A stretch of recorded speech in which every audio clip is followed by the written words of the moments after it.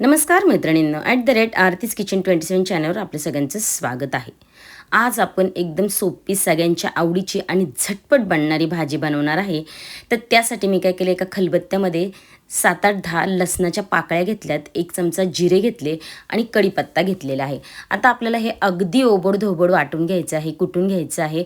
त्याला अजिबात एकदम फाईन पेस्ट वगैरे करू नका. लसूण तेवढाच आपल्याला जास्त घ्यायचं आहे, त्याने आपल्या भाजीची चव एकदम भन्नाट लागून जाणार आहे. तर आता मी काय केले, कढईमध्ये थोडंसं जास्त तेल टाकले आणि मोहरी टाकून घेतलेली आहे. त्याचबरोबर आपण बनवलेला हा खरडा टाकून घ्यायचा आहे. यातला लसूण आहे ना, थोडासा आपल्याला लाल करून घ्यायचा आहे. आता बेसिक मसाल्यांमध्ये 1 चमचा हळद, 1 चमचा लाल तिखट आणि 1 चमचा मी धने पावडर टाकलेली आहे. आता लगेच आपण ही उभी पातळ चिरलेली एका भेंडीचे 4 तुकडे मी केलेले आहेत. तिला मस्त मोठ्या गॅसवरच अशी 1 मिनिटभर तरी परतून घ्या छान, म्हणजे ती क्रंची पण होते आणि शिजूनसुद्धा जाते लवकर. आता इथं बारीक केलेला मी खोबऱ्याचा कीस घातलेला आहे. त्याचबरोबर 2 चमचे भरून मी इथे साधारण शेंगदाण्याची भरड घातलेली आहे. 5 ते 7 मिनटं असं शिजवून घ्यायचे. आपली भेंडी लगेच शिजून होते. त्यानंतर मी इथं सिक्रेट मुलांच्या आवडीचा म्हणजे मॅगी मसाला घातलेला आहे.